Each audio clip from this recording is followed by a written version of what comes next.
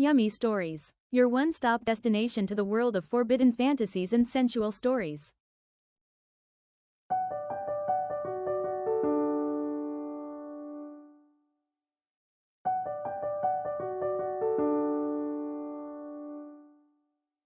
Thorns Beneath the Roses. Part 1. Sally's Fall.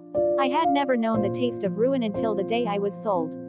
Not the slow, creeping kind that finds you over years, no. Mine came like a storm, fierce, sudden, and unapologetically final. I had worn silk gowns once. I had danced beneath chandeliers in the drawing room with Papa, while Mama played the pianoforte. My world had been scented with roses and lavender water, not cigar smoke and sweat. But that world had ended with a knock at the door. First came Papa's heart attack. Then the will that never was. Then came Cousin Kingsley with his oily smile and eyes that lingered too long. He gave me 3 days to become his wife. When I refused, he gave me 2 men with large hands and louder threats. And just like that, the girl I had been, Lady Sarah Whitmore of Hargrave Hill, was no more. I became Sally, a name barked by brothel madams and murmured by men with fat purses and heavier breath. A girl like me should not have lasted long in a place like that, but something about me kept the buyers bidding higher. That was how he found me. The Viscount. It was a rainy evening in London. The kind where the gas lamps flicker and the gutters run with more than rainwater. Madame Elise, who owned the velvet box, stood tall in her corset and pearls, barking at the girls to rouge their cheeks and bite their lips. We were being prepped for auction, like prized mares. I wore a satin slip, far too thin for the chill. My feet were bare. I remember shivering, more from dread than cold. "He's here," one of the other girls whispered. "Lord Rutherford." The name struck a murmur across the line. Even the madam straightened her posture.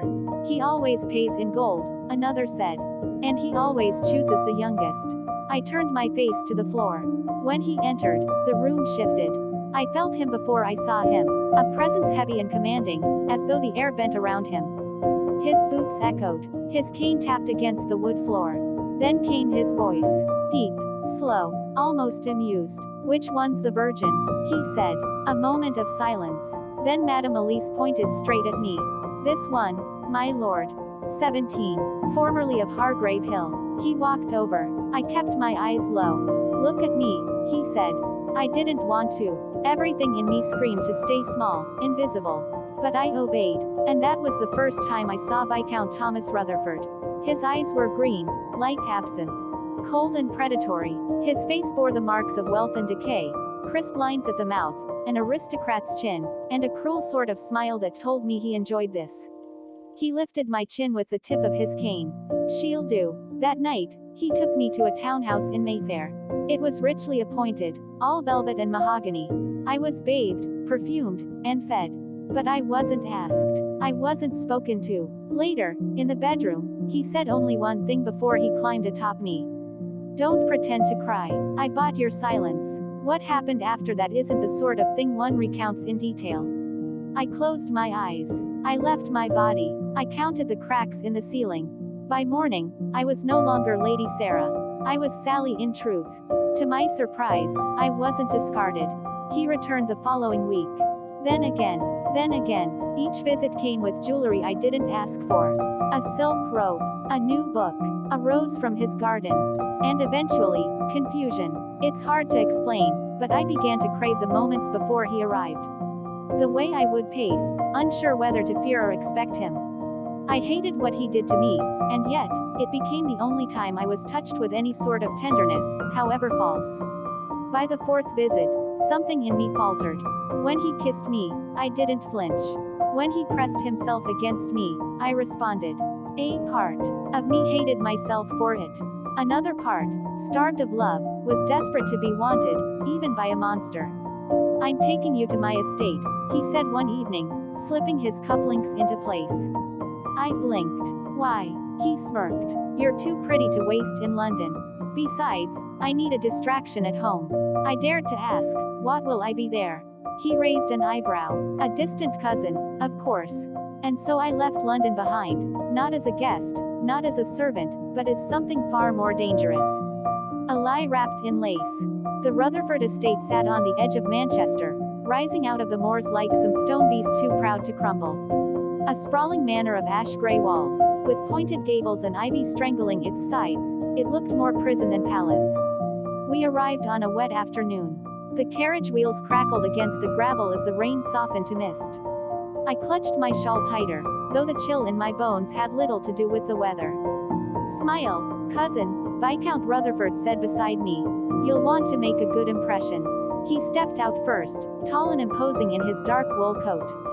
A footman helped me down, but no one looked me in the eye. The household staff, maids, a butler, a gardener, had lined up at the entrance like painted statues.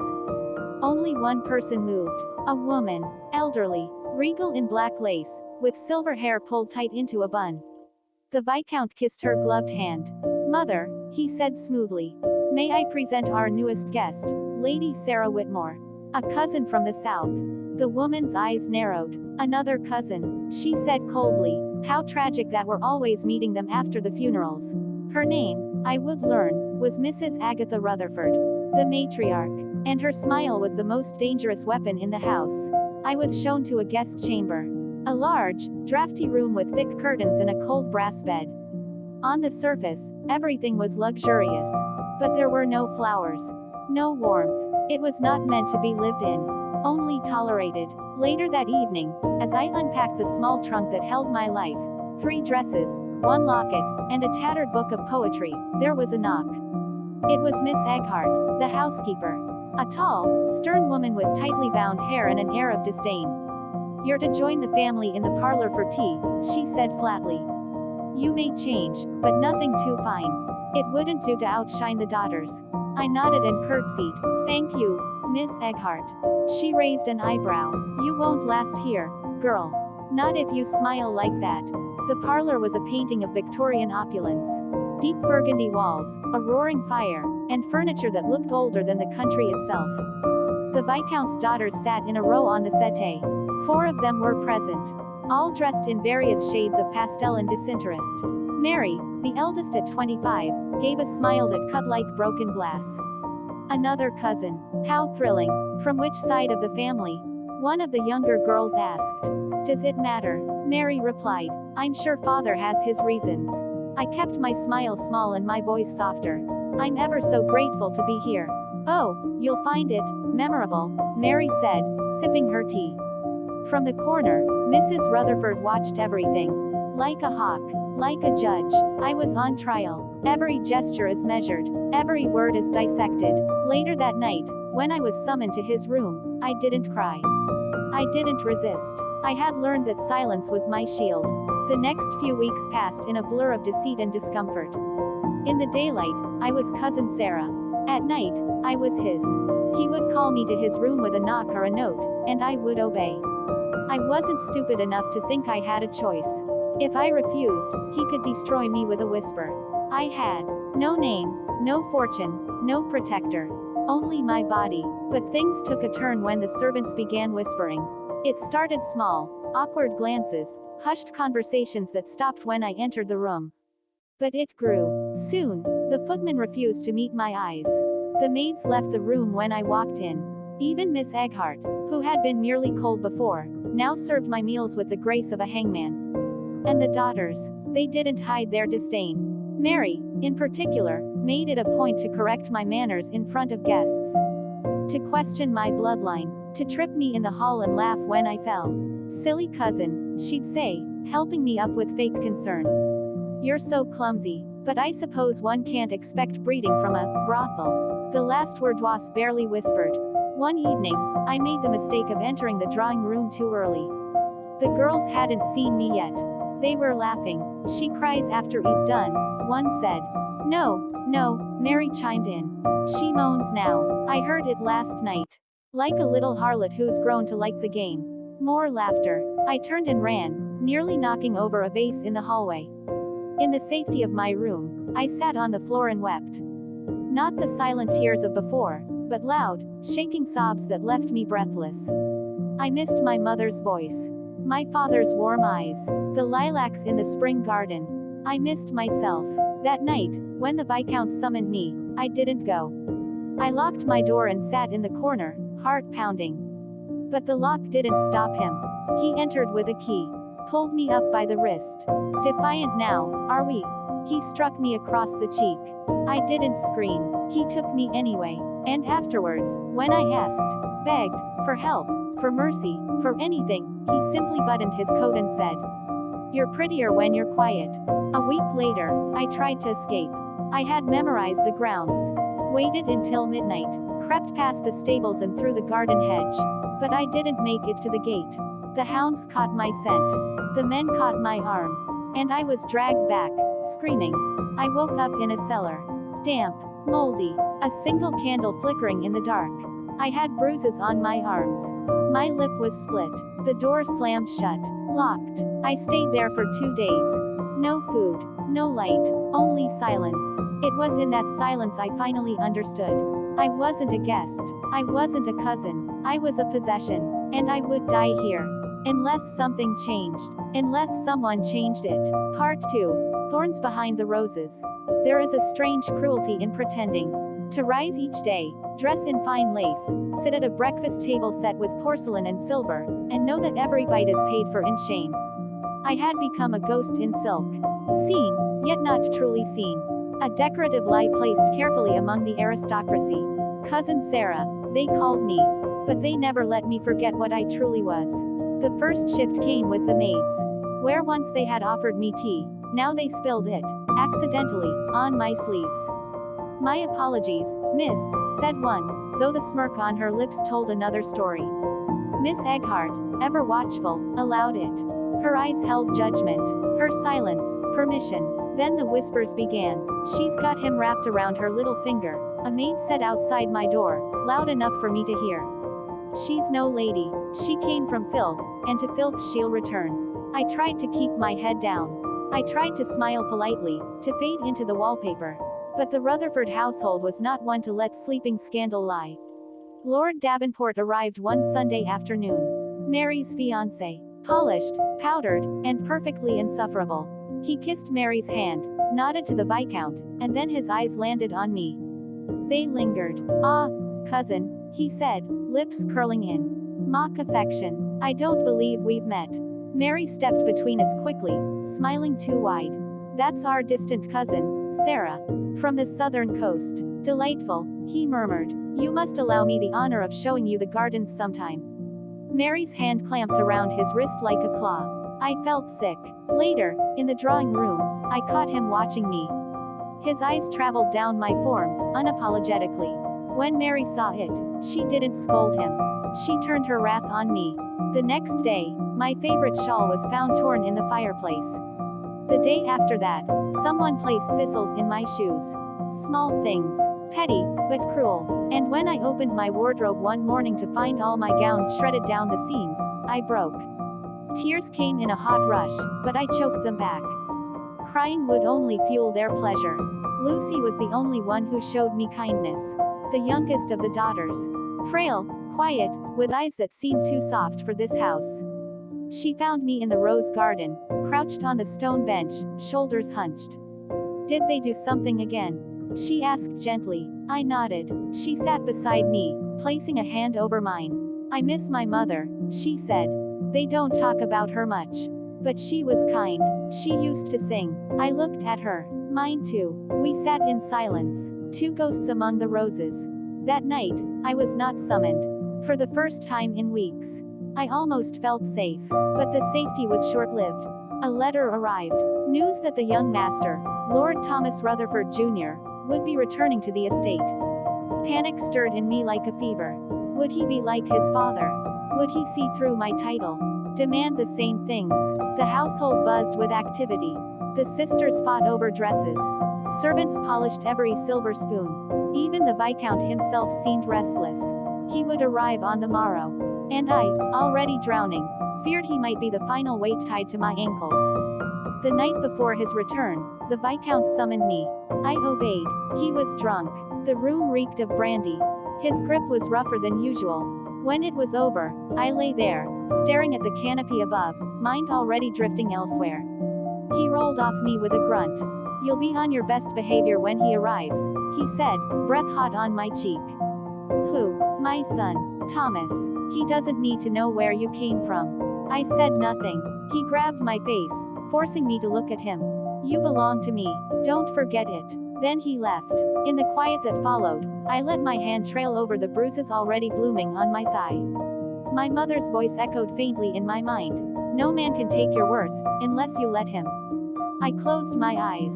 Tomorrow, the sun would arrive. And perhaps, that would be the day everything began to change. Part 3. A spark in the ashes. The morning of his arrival, the manor was a hive of anticipation. Footmen were polishing the banisters. The maids were in a flurry of nervous chatter. The Viscount's mood had improved dramatically overnight. He even whistled while fastening his watch chain. The daughters, of course, were at their worst. Mary insisted on changing her gown 3 times. She pulled her hair into tight ringlets and wore her mother's pearls. He won't notice, one of the younger sisters muttered. He will, Mary replied sharply. He must. I remained invisible, as I always did. Dressed plainly in a cream muslin gown with a high neck. Miss Eghart had told me to stay out of the way. I intended to obey, but fate had other plans. He arrived just after noon. I watched from the upper landing as the carriage pulled into the drive. The doors opened. A tall man stepped out, broad-shouldered, trim, with a navy coat that clung to him like it had been sewn for.